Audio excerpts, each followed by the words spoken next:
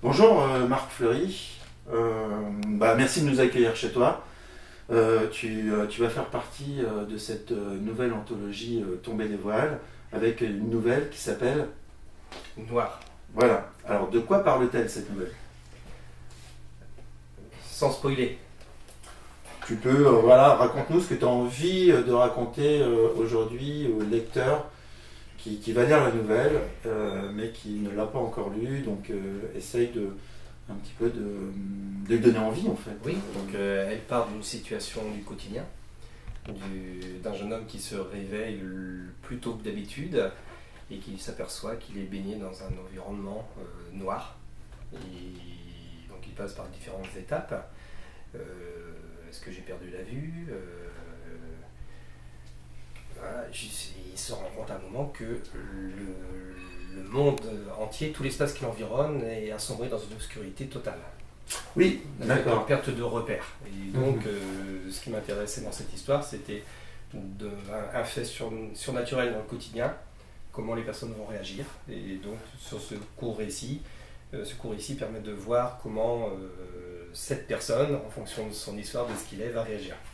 Oui, donc c'est-à-dire que tu poses comme postulat de départ qu'en fait on ne peut pas voir la lumière, elle ne fait que révéler.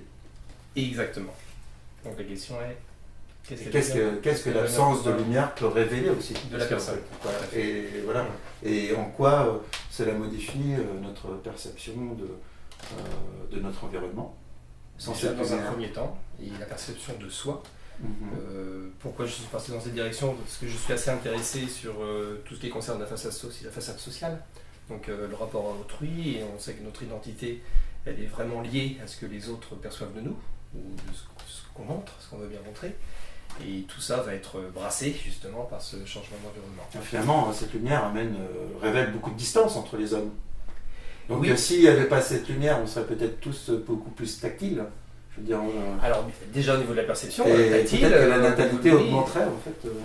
Mystère, dans certains mystère. pays. Ouais. Donc quelque chose qui paraît tout simple va bousculer un monde entier, quoi. Et donc c'est vraiment très court, il y a très peu de personnages dans cette histoire, et on voit bien que la relation entre les personnes va être vraiment modifiée. Des personnes qui sont aveugles vont tout de suite avoir une aisance que les autres Elles vont n'ont perdre pas. cet handicap en fait. Voilà, donc voilà. inversion des rôles.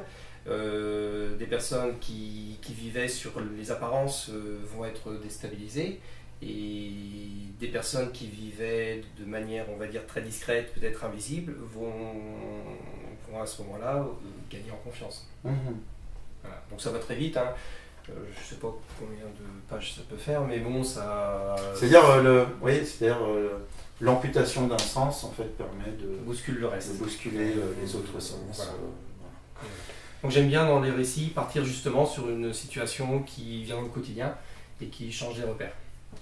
Alors comment tu as eu vent de cet appel à texte? Comment tu as découvert donc l'appel à texte Tomber les voiles, et quelle était justement ta première réflexion sur l'intitulé de l'appel à texte? C'est-à-dire quelles sont les premières images, les premières idées qui ont germé dans ton esprit tordu? Oui, très tordu. Alors, merci Internet. Donc, je pense que c'est indirectement en arrivant sur les éditions Le Grimoire vis-à-vis de la Cour des Miracles. Parce que c'est vrai que quand j'écris des textes, j'aime bien faire des recherches documentaires, et puis je suis arrivé, je ne sais pas de quel moyen, sur le site. Et sur cette petite page, c'était une statue, je crois, le visuel, de Tomber les voiles. Je suis La Cour des Miracles. Ou c'est la Cour des Miracles, la statue, je sais. La Cour des Miracles, oui, en fait c'est le trophée, C'est le trophée du prix Mille-Saison. Une Ah, espèce très bien. d'arbre Tout à fossilisé, fait, où voilà. s'extrait un corbeau, Ouais. voilà, qui symbolise un petit peu notre maison d'édition, la collection Mille-Saisons, et aussi cette cristallisation en fait des thématiques à l'intérieur des anthologies. Très bien, attends, je découvre. Et donc j'ai découvert cette anthologie, cette demande, qui m'a paru très compliquée. Et puis donc j'ai mis de côté, donc j'ai un petit fichier où je classe les athées, hein, et puis je laisse mûrir tout ça. comme tout le monde j'imagine, dès que j'ai une petite idée, je la couche sur le papier ou sur Internet, ou sur Word. Et j'ai beaucoup d'histoires en démarrage, toujours des situations de départ, sans savoir où elles vont aller.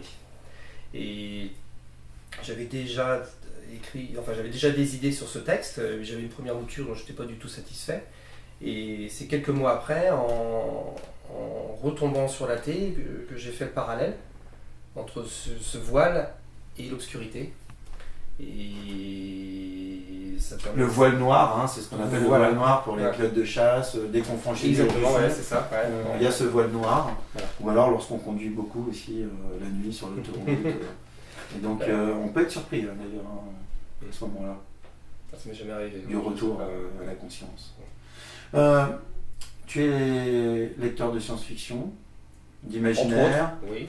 Quelles sont tes influences en fait dans la littérature de... Alors je suis assez classique. Jusqu'à peu, je lisais beaucoup d'anciens. J'ai toujours, le plus jeune, Barjavel, m'a beaucoup marqué. Bien sûr, Wells. Donc H.G. Wells, donc il y a des livres pour lesquels je pourrais lire 100-150 fois. Voilà, donc je suis assez sage de ce côté-là, j'aime bien revenir vers ces textes-là. Dune m'a beaucoup marqué aussi, au niveau Frank Herbert, et d'autres auteurs comme Kadik, voilà. Donc j'ai pas vraiment d'auteur préféré, j'ai plutôt des livres préférés d'auteurs. Si tu devais prendre un livre là dans ta bibliothèque, qui va être quand même assez fourni, et puis il n'y a pas que de la science-fiction, il y a plein de choses. J'achète très peu. Je dois dire que, alors le terme n'est peut-être pas joli, pour moi c'est plutôt des livres Kleenex. Hein, c'est-à-dire que je vais faire beaucoup de bibliothèques. Il m'est arrivé d'être inscrit dans plusieurs bibliothèques, de façon à lire beaucoup, donc j'aime bien prendre au hasard et prendre des livres que je ne connais pas. Depuis peu, je m'ouvre à des nouveaux auteurs. Mais donc en classique, Moorcock, voilà, ça c'est le cycle, le danseur des étoiles. Ça c'est le premier tome. Chaleur venue d'ailleurs. Ça j'adore ce type de. Michael Moorcock. Beaucoup de littérature des années 70 quoi en fait. Voilà. Actuellement, j'ai découvert de nouveaux auteurs que j'apprécie bien, comme Laurent Well, par exemple. Oui. Mais je découvre depuis peu. Oui, en fait, dans tes premières lectures, tu étais plutôt orienté littérature américaine. Alors. Littérature américaine, très classique. Anglaise, classique. Si, quelques livres d'Andrevon, etc. Ou Guilleux, enfin voilà, dans ce Fleuve Noir éventuellement aussi. Mais bon, en science-fiction, on était plutôt dans ce style. Ouais. Donc oui, je suis ouvert depuis peu à l'écriture, c'est puis à la lecture aussi sur des nouveaux auteurs. Oui, mais je pense que les auteurs français aussi de science-fiction, de fantasy, ont leur propre voix, leur propre culture. Et donc, ça fait partie aussi des quotas de l'importation. Hein. Donc quand il y a un déficit au niveau de la balance commerciale, eh ben, ça vient aussi du fait qu'on lit beaucoup plus d'auteurs qui viennent de l'étranger. Ça on l'oublie aussi, on oublie qu'il n'y a pas que les Airbus, il n'y a pas que les produits manufacturés, il y a aussi la culture rentre aussi dans la balance commerciale. Voilà, donc c'est pas très bien, mais c'est vrai que je peux lire un livre et puis ne plus me souvenir de l'auteur et de ne pas relire un bouquin du même auteur. Mais après, bon, je plaisir de la lecture. Bien sûr, hein, voilà. Et ce qui m'intéresse, c'est surtout des textes aujourd'hui qui sont un petit peu décalés. Oui, d'accord, donc un peu décalé par rapport à quoi? Par rapport à leur écriture ou par rapport justement aux thématiques c'est pour ça que je cite celui-ci, où là, voilà, il est pas très pudique comme texte, où il va... C'est vrai que c'est toujours une question de pudeur, hein. La culture est faite pour habiller cette honte qu'a l'homme de se voir et de se reconnaître. Donc c'est vrai que les textes décalés comme ça qui nous font sortir de... c'est ce que j'ai apprécié dans ta nouvelle, c'est que par rapport à cette perception des sens ou de cette absence de perception d'un sens, en fait, ça permet de sortir des automatismes, des réflexes que peuvent avoir tes personnages, et ça les amène à voir justement, cette absence de lumière les amène à voir et à prendre conscience, en fait, justement, de leurs propres automatismes. Alors, tu écris où donc, on est dans la pièce dans laquelle tu écris. Oui, tu es là, sur cet ordinateur. Alors, soit sur des petits bouquins, des petits cahiers où je note des idées. Donc, j'ai surtout partir de petites scènes qui me viennent en tête.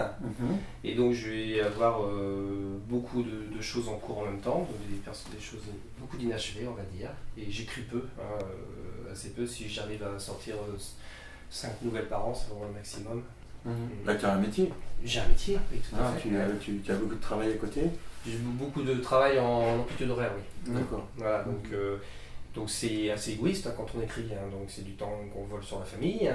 Je pense pas que ce soit du temps volé. Un petit peu C'est quand même. du temps peut-être du temps à soi. C'est du temps à soi, donc c'est du temps à soi.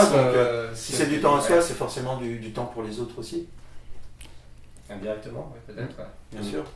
Mais c'est plutôt des petits moments comme ça que je vole d'intimité, où je vais écrire, et puis par contre, ce qui est intéressant, c'est que maintenant je n'ai pas besoin de passer 2 heures sur un texte puisque je le mûris. Ça trotte en fait, ça trottine. Voilà. Donc tu utilises un lobe qui et voilà, le lobe droit c'est pour le travail et le lobe gauche en fait il y a une espèce de macération oui, qui se fait. Mais c'est pas opposé parce que les deux se nourrissent. Très bien. Oui, comme l'auteur nourrit le lecteur, mais le lecteur aussi nourrit l'auteur. Ouais.